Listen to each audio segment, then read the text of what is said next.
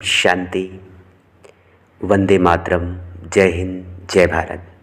आज मैं आप सभी के समक्ष अपने नए यूट्यूब चैनल मन की शांति के अंतर्गत जो आध्यात्मिक चिंतन भाग 19 में आप सभी से हम कुछ चर्चा करेंगे। इससे पूर्व मैंने अपने यूट्यूब चैनल, जो मेरे पुराना यूट्यूब चैनल है बीके सूरज फाजिल नगर, उस पर भी बहुत सारे वीडियो मैंने अपलोड किया है। उसको भी आप देख सकते हैं। जो लोग नए हैं तो कृपया आप लोग जुड़ने के लिए, अगर चाहते हैं कि आपको नया अपडेट, आध्यात्मिक चिंतन के नया अपडेट मिले, तो मन की शांति जो मेरा नया यूट्यूब चैनल है उसको आप सब्सक्राइब कर लेंगे, ताकि जो भी मैं नए आध्यात्मिक चिंतन जो आज 19वां भाग आपके समक्ष रखने जा रहा हूँ, ऐसे और भी जो चिंतन जो अपलोड करें तो आपको वो आपको स्वतः मिल जाए। इसके लिए आप सभी इसको सब्सक्राइब कर लेंगे और प्रयास ही करेंगे कि औरों तक भी शेयर करें, ताकि कि आध्यात्मिक क्रांति हमारे जीवन में आए, जिस क्रांति के परिणाम स्वरूप हमारे जीवन में सुख शांति प्राप्त हो। क्योंकि आध्यात्मिकता का उद्देश्य ही होता है हमारे जीवन में पूर्णता की प्राप्ति करना, सर्वांगीण प्राप्ति करना, हमारे जीवन से सब समस्याओं का समाधान करना। तो इसके अंतर्गत आज 19वें भाग आध्यात्मिक चिंतन के 19वें भाग में हम चर्चा करेंगे कि सबका मालिक यानी पिता एक है, फिर आपस में मतभेद क्यों। बहुत बड़ी बात है। दुनिया में जितने भी धर्म, मठ, पंथ, संप्रदाय, आश्रम हुए या सोसाइटी हुई, समाज हुआ, सभी लोगों की ये मान्यताएं हुई कि सबका मालिक एक है। इस विषय पर सभी लोग एक मत हैं। थोड़ा एक नज़र डालते हैं। आदि सनातन देवी देवता धर्म तो सबसे प्राचीन है, सभी धर्मों का माई बाप, सबका सीड, बीज कह लीजिए, सबका बीज है, जिससे सभी धर्म शाखाएं निकली हुई हैं। सभी का इतिहास हम रखने का संक्षिप्त में प्रयास कर रहे हैं। आज सभी तो जानते ही हैं कैसे आदि सनातन देवी देवता धर्म सभी धर्मों का माँ बाप है, सबसे प्राचीन है, जिसका कोई अंत ही ना हो। अब चलते हैं शुरुआत में। आदि सनातन देवी देवता धर्म जब धीरे धीरे आगे बढ़ता गया, सतयुग, त्रेता, फिर द्वापर जब आया, तो सबसे पहला जो पैगंबर परमात्मा ने भेजा, कह लीजिए पैगंबर इब्राहिम आए, और उन्होंने अपने आत्मिक बल से इस्लाम धर्म की स्थापना आज से 2250 वर्ष पूर्व किए थे। ये सब इतिहास में आप देख सकते हैं। आज से 2250 वर्ष पूर्व इब्राहिम आए, जो अपने आत्मिक बल से इस्लाम धर्म की स्थापना की, जो मूल रूप से आदि सनातन से ही निकले हुई शाखाएं थी। फिर भी और इस्लाम धर्म की स्थापना करके उन्होंने भी उस ज्योति यानी परमात्मा को उन्होंने अल्लाह कहा। हम लोग परमात्मा कहते हैं, हिंदू धर्म में उसे, आदि सनातन हिंदू धर्म में उसे परमात्मा कहा, और वो अल्लाह का नाम दिए। अल्लाह कहे, अल्लाह एक नूर है, और हमारे आदि सनातन देवी देवता धर्म में कहा परमात्मा, भगवान, वो अल्लाह कहे, और वो कहे अल्लाह नूर है। हम सभी यानी आदि सनातन देवी देवता धर्म में हम सभी परमात्मा को ज्योति कहते हैं। तो ज्योति माने प्रकाश, उन्होंने भी अल्लाह यानी परमात्मा को उन्होंने नूर कहा। नूर माने प्रकाश। तब कोई पापा कहे चाहे अब्बा कहे, बात तो एक ही हुआ। फिर चलते हैं, फिर बुद्ध आए और अपने बुद्ध आत्मिक बल के द्वारा बौद्ध धर्म की स्थापना किए, बुद्ध धर्म की स्थापना किए, जिनके पवित्र पुस्तक का नाम धम्मपद था। उन्होंने भी 2250 वर्ष पूर्व यह स्थापना किया। और महात्मा बुद्ध को भी सारनाथ में ज्योति का साक्षात्कार हुआ। ज्योति माना प्रकाश, उनको भी साक्षात्कार हुआ, लेकिन परमात्मा के विषय में वो मौन रहे। लेकिन उनको साक्षात्कार हुआ था। 5 सालों तक निरंतर तपस्या किए पीपल के वृक्ष के नीचे सारनाथ में, और 49 दिन तक एक ही जगह वहाँ बैठे रहे, तपस्या किए। उसके बाद उन्हें हार थक कर बैठ गए। फिर जो है उन्हें ज्योति का साक्षात्कार हुआ। और आगे बढ़ते हैं। फिर जो है क्राइस्ट आए, यानी जीसस क्राइस्ट आए 2000 वर्ष पूर्व, और उन्होंने अपने आत्मिक बल से क्रिश्चियन धर्म की स्थापना की, जिनके पवित्र पुस्तक का नाम बाइबल था। और उन्होंने भी कहा God is one, God is light. उन्होंने भी कहा ईश्वर एक है और एक प्रकाश स्वरूप है। अब आगे बढ़ते हैं। फिर शंकराचार्य आए, उन्होंने भी संन्यास धर्म की स्थापना किया आज से 1500 वर्ष पूर्व। सबका इतिहास देखते जाइए। 2250 वर्ष पूर्व इब्राहिम आए, जो आत्मिक बल से इस्लाम धर्म की स्थापना किए, जिसके पवित्र पुस्तक का नाम कुरान था। फिर बुद्ध आए, अपने आत्मिक बल से बौद्ध धर्म की स्थापना की, बुद्ध धर्म की, जिसके पवित्र पुस्तक का नाम धम्मपद था। फिर क्राइस्ट आए, जो अपने आत्मिक बल से क्रिश्चियन धर्म की स्थापना की है, जिसके पवित्र पुस्तक का नाम बाइबल था। और उन्होंने भी कहा God is one, God is light, ईश्वर एक है और प्रकाश स्वरूप है। फिर शंकराचार्य आए, संन्यास धर्म की स्थापना किए। उन्होंने भी परमात्मा शिव की तरफ ही इशारा किया। और भी अनेक तब आए गुरु नानक जी आए आज से 500 वर्ष पूर्व। उन्होंने भी कहा एक ओंकार सतनाम, यानी जितने भी मठ, पंथ, संप्रदाय, आश्रम, सभी ने कहा सबका मालिक एक है। इसमें सभी लोग एक मत रहे। सभी लोगों ने ये इस बात को दर्शाया या माना कि परमात्मा एक है, लेकिन नाम अलग अलग रहे और रूप में सभी लोगों ने एक ही माना। तो झगड़े किस बात की है? आज धर्म के नाम पे जो झगड़े हो रहे हैं, इसका सीधा अर्थ कहीं ना कहीं हमारे भीतर अज्ञानता समाया हुआ है। जैसे एक पिता के 4 बच्चे हों और चारे आपस में लड़े तो क्या कहेंगे? अज्ञानता ही कहेंगे, और एक दूसरे से को श्रेष्ठ साबित करने में लगे हुए हैं।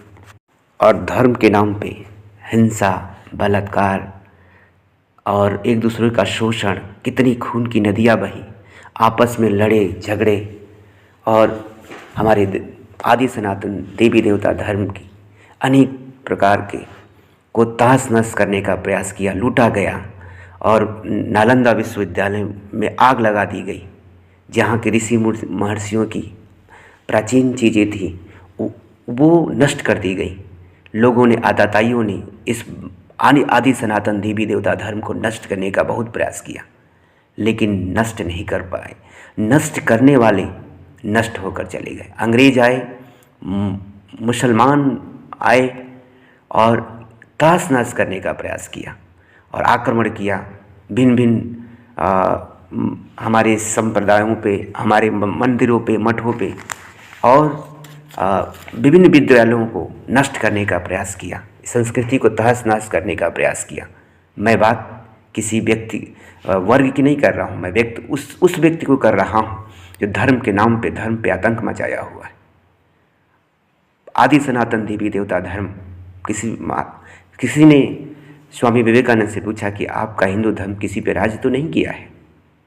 तो स्वामी विवेकानंद ने कहा कि हमारा हिंदू धर्म किसी अन्य देश पर या किसी अन्य वर्ग पे राज तो नहीं किया, लेकिन धर्म के नाम पर तलवार की नोक पे किसी का धर्म परिवर्तन नहीं कराया, किसी बहन बेटियों का इज्जत नहीं लूटा, उनका सम्मान किया। और उन्होंने कहा कि किसी का शोषण नहीं किया, किसी का धन नहीं लूटा, हमारा आदि सनातन देवी देवता धर्म। तो ये है हमारी भारतीय संस्कृति और आदि सनातन देवी देवता धर्म की परंपरा। और गीता के वायदे के अनुसार निराकार परमपिता परमात्मा शिव जब आपस में सारे धर्म के नाम पे खूनी नाहक जंग कर रहे हैं, पत्थर फेंक रहे हैं, एक दूसरे को सर कलम करने के लिए तैयार हैं धर्म के नाम पे, ऐसे महाभारत की ये समय यही आ चुका है, यही महाभारत का समय है। और निराकार परमपिता परमात्मा शिव गीता के वायदे के अनुसार कि जब जब धर्म की ग्लानि होगी तब तक मैं इस धरती पे आऊँगा, उस वायदे के अनुसार निराकार परमपिता परमात्मा शिव 1937 में इस धरती पर आकर आज से 88 वर्ष पूर्व इस ईश्वरीय विश्वविद्यालय की स्थापना कर नारी शक्ति को आगे किया, जिसको विवेकानंद ने कहा था कि ऐसे भी दिन आएंगे कि श्वेत वस्त्रधारी नारियां खुली जटाओं में परमात्मा शिव का भारत का प्राचीन राजयोग का ज्ञान देंगी। तो आज वो समय आ चुका। उन्होंने कहा है अपने सिद्धांत में, मेरे जीवन का उद्देश्य एक पुस्तक में, कि एक 500 पुरुष एक पूरे भारत पे अगर कुछ राज करना हो तो 5 सालों में नहीं कर सकते हैं, लेकिन 500 नारियां संगठित होकर एक हफ्ते में किसी कार्य को कर सकती हैं। तो निराकार परमपिता परमात्मा शिव नारी शक्ति को आगे करके आज भारत का प्राचीन राजयोग सिखा रहे हैं। पुनः जो भारत के आदि सनातन संस्कृति था, संस्कार था, जिसको लोगों ने तहस नहस कर दिया, आज पुनः उसको जागृत करने के लिए, उसमें पवित्रता का बल भरने के लिए, उसमें ब्रह्मचर्य की ताकत भरने के लिए निराकार परमपिता परमात्मा शिव इस धरती पे आ चुके हैं और नारी शक्ति को ज्ञान का कलश प्रदान कर भारत के प्राचीन राजयोग की शिक्षा देने के लिए नारी शक्ति को आगे किए हैं। और जिसका एक जीता जागता उदाहरण विश्व के सबसे बड़ा महिला द्वारा संचालित आध्यात्मिक विश्वविद्यालय प्रजापिता ब्रह्मा कुमारी ईश्वरी विश्वविद्यालय है। सच कंगन को आरसी किया, पढ़े लिखे को फारसी किया। आप इसकी सच्चता की जांच कर सकते हैं। इसमें इस ब्रह्मा कुमारी बहनों ने अपने त्याग और तपस्या के बल से विश्व के 140 देशों में, उससे भी अधिक देशों में भारत का प्राचीन राजयोग का ज्ञान फैलाया। पुनः भारत विश्व गुरु कैसे हैं एक साबित करके दिखा रही हैं ब्रह्मा कुमारी बहनें, जो अपना जीवन, एक मीरा कृष्ण की दीवानी बनी तो सारा संसार जान गया, लेकिन यहाँ पे लगभग 46,000 ब्रह्मा कुमारी बहनें परमात्मा शिव पर अपना जीवन समर्पित कर दिया। बाल ब्रह्मचारी बहनें 46,000। विवेकानंद ने कहा था मुझे 100 ब्रह्मचारी मिल जाए तो इस भारत को स्वर्ग बना दूंगा। लेकिन आपको हम बता दें कि यहाँ पे 46,000 बाल ब्रह्मचारी बहनें, आजीवन बाल ब्रह्मचारी बहनें, 2 लाख बाल ब्रह्मचारी युवा, कितनी बड़ी बात है।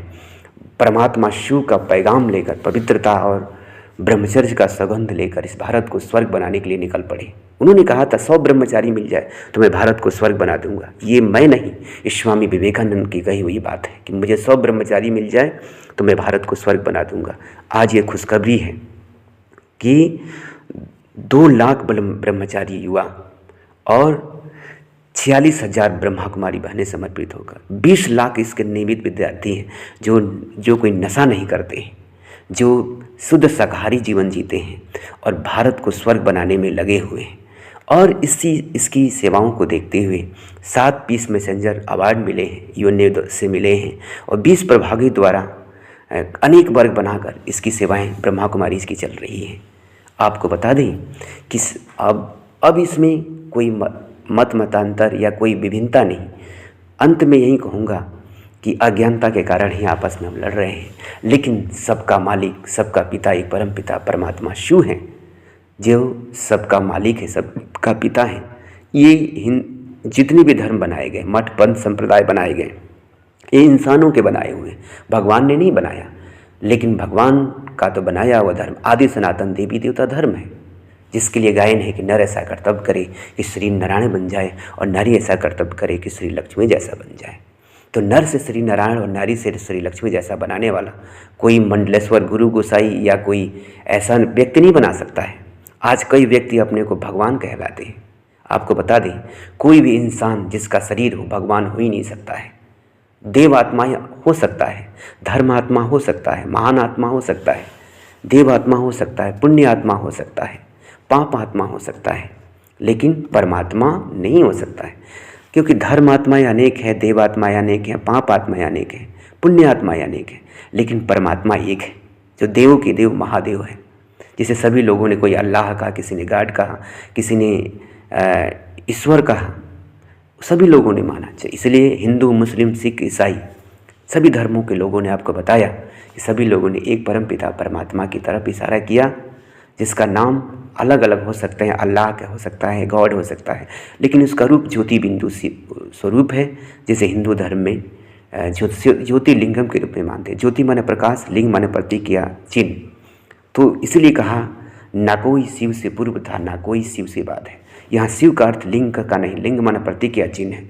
मैं इस ज्योति स्वरूप, शक्ति स्वरूप परमात्मा की बात कर रहा हूँ, जो सोमनाथ है, बबूलनाथ है, विश्वनाथ है।